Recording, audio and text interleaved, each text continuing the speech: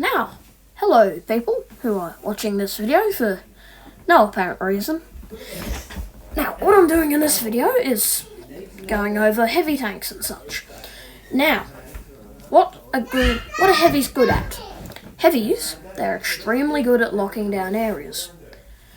Now, heavy tanks, heavy tanks, they're good for bouncing shells and essentially what we know in World of Tanks as side scraping, where you get a corner on a wall and you imagine a 90-degree angle and you have a corner.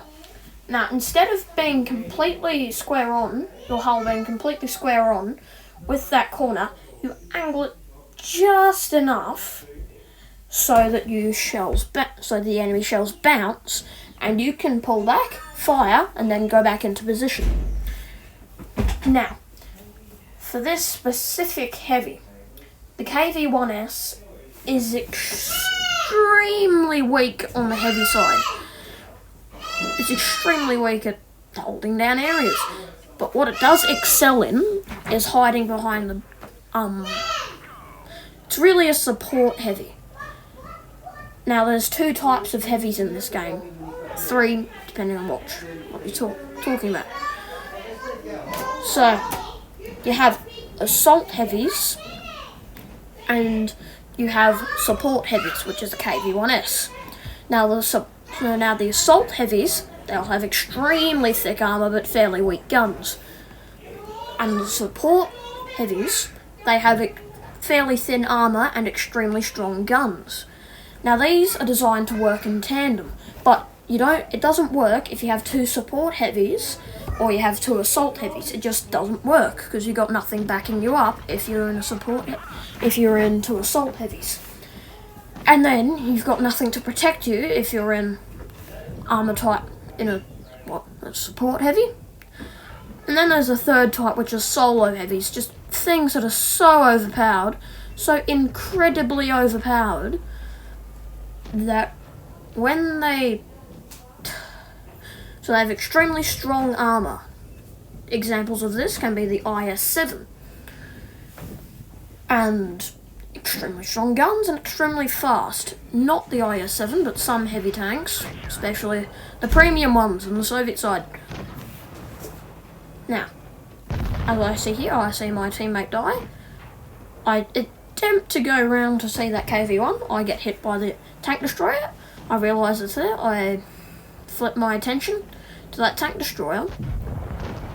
I take damage from that KV-1. I flip around my hull. Now, I would have won this battle if I'd bounced one more shell and if I'd gotten just one more shot in. But if their teammate hadn't showed up, I would have won. So, unfortunately, I'd die.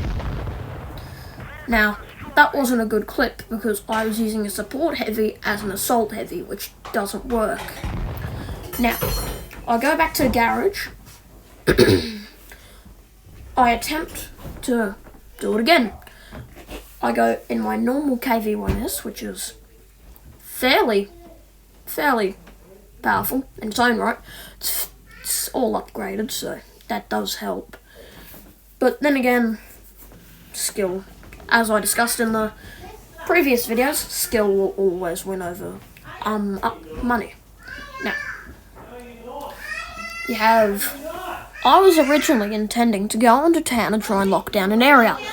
Then I remember from last game how that went, and that went terribly. So, as I go into town, I change my mind, as you're about to see here. Well, that's awful if you're so hungry. Now what is it? I think it was a T1. Or was it? I think it was a T1, yeah. Then that was following me. Then I attempt to go back into the dunes so I can hit shots.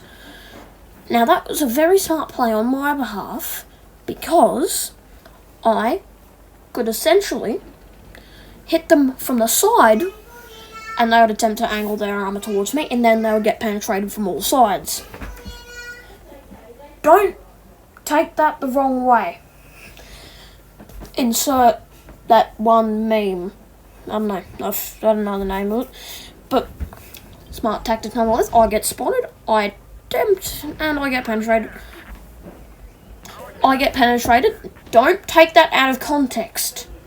I swear, do not take it out of context. This is a Christian Minecraft server. Do not take that out of context. But I attempt to. I see that Crusader. I'm still reloading, and I barely run out of reload time before I can hit them. I attempt to shoot. It misses. Would have hit if I was just a little bit forward. Now, I attempt to move up with my team, and I hold this point. Now, what you see there is that KV1S going into cover. Now, I notice that Jackson, who's coming up, I see this T1 just being completely careless. I punish him for that. 420 damage, 420 blaze it. But, on with the video. So, T1 hits me. I wiggle my turret, and also I wiggle my weak spots, which of course I explained. The frontal gun mounting system, and I simultaneously hide my hull and the commander's cupola. There. You see that there? I wait for that Crusader. I hit them in the engine. They stop. Now what we see here is that Jackson being extremely careless. Like, very careless, because their team knows that I'm here, and I'm hitting them. Now, they don't take any worry to it. And I missed that shot, barely, very barely. And I see behind me, I have an M6 coming up towards me.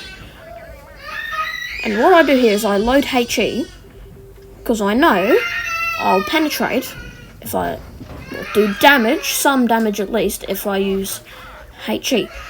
I stop him from flanking me, switch to armor piercing, and I still die.